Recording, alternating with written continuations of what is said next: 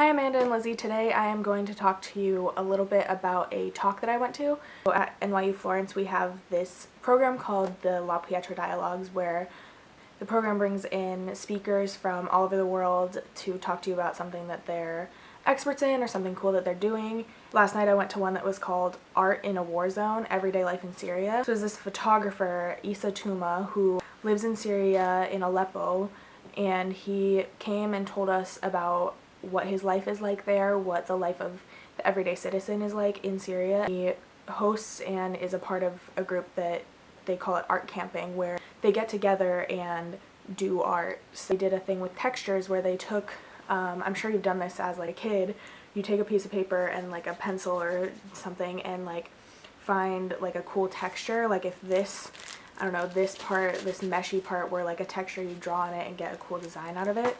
So they were taking textures and it was like a different way of preserving that history of the city, especially because now most of it's gone, most of it's rubble. I asked the question after of like who was in that group doing it, doing the art, was it artists? And he said it was a couple artists and just everyday citizens that aren't technically artists or anything making art, and they put up a sign on the border of East and West Aleppo, which are separated completely. You can't cross. If you cross, you can get shot. And they put a sign up, like a banner across the border, and that said art is peace. Within a month, it was shot so many times by both sides that it just got torn to bits. A really profound thing that he said was he said that this is in regards to their art camping and what they're doing, the creation of just art during a wartime. He said, "We should do activity in a war zone, not only for hope, but also to feel life." And I thought that was really poignant because a lot of the times we're like, oh, how do you stay hopeful when so much bad stuff is happening? How do you cope with it? And it's like, well, I could just cope with it, or I could just think, oh, maybe in the future my life will be good. But then you could take the extra step, which it seems like they're doing in Aleppo, and saying, no, I'm in a shitty situation, it's not going to change very soon, but I'm going to still live and live as I want to and on my terms as best as I can. And I thought that was really powerful. Another one of the really interesting things that he brought up is how the media, especially Western media, portrays what's happening in Syria. And obviously this applies to a lot of other situations, but he specifically was saying in Syria, the power that ISIS has is given to them because we pay attention. So like for his example he gave was the beheadings of journalists that we saw plastered all over the news, that was horrible and graphic and just like tears you apart inside. If we as a Western society didn't show that on our news, ISIS wouldn't have the power or influence that it has over us. So for me that brought up a lot of questions of what if we didn't show things like that? If we don't give that power to ISIS and other negative powers in the world, what would we show instead? And for me, I would love to have seen like a video of that banner, art is peace, maybe showing it existing there and showing the people's reactions, the like civilians' reactions to having that kind of artistic, civilian, political-ish propaganda put up in their town, and seeing that like, oh yeah, art exists and art is a thing that maybe could make us live again.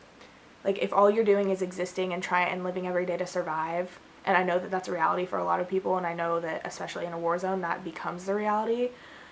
If you had a reminder that you can make art out of nothing, if we could have seen that sign that says art is peace on a big media station like Western, BBC or CNN, something like that, like if we had seen that, or if I had seen that at least, maybe I would have thought, oh, that's interesting, they're still being able to participate in art and still, you know, it would have told like a different reality, or a different, maybe reality is not the right word, but like a different part of the truth that isn't being told. Because we see all these bombs and we see all this destruction and we see people get shot and beheaded and just all the horrible things, but there's still life going on. And I don't know what that tells us, and I don't think it really helps us solve anything, but I think it's a big part of what Issa Touma was talking about, and his photographs that he showed us, but there was one of his neighbor who's a 14-year-old girl, and she was in love with her other neighbor who's 15. It showed the humanity of them being in love, but it being like forbidden. And there's a picture of her sitting on the rooftop crying because that the boy she loves isn't gonna be there to meet her that day. And it just showed that humanity still happens and life still goes on while horrible things are happening. And I think that that's a powerful thing and a very resilient thing that Syria especially is showing to the world, but the world's not paying attention.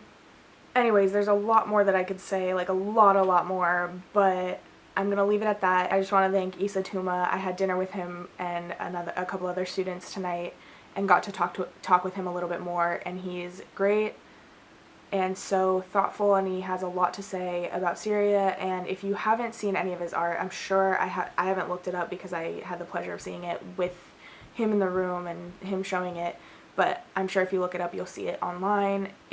His art is beautiful. I hope you enjoyed. I hope it was interesting at least to hear my response to Issa Touma's La Pietra dialogue. If you haven't heard of the La Pietra dialogues or seen anything from them, check it out. Just go to lapietradialogues.org, I think .org. If not, just Google La Pietra dialogues, it'll come up. They have some fantastic speakers, some fantastic talks, and they have videos online that you can watch from them. There's a lot coming up from them as well that's really thought-provoking and exciting. So yeah, let me know what you thought. Leave a comment below. Engage me in discussion very seriously. This is so interesting, and I think there's a lot to be talked about with it and a lot to be talked about around art.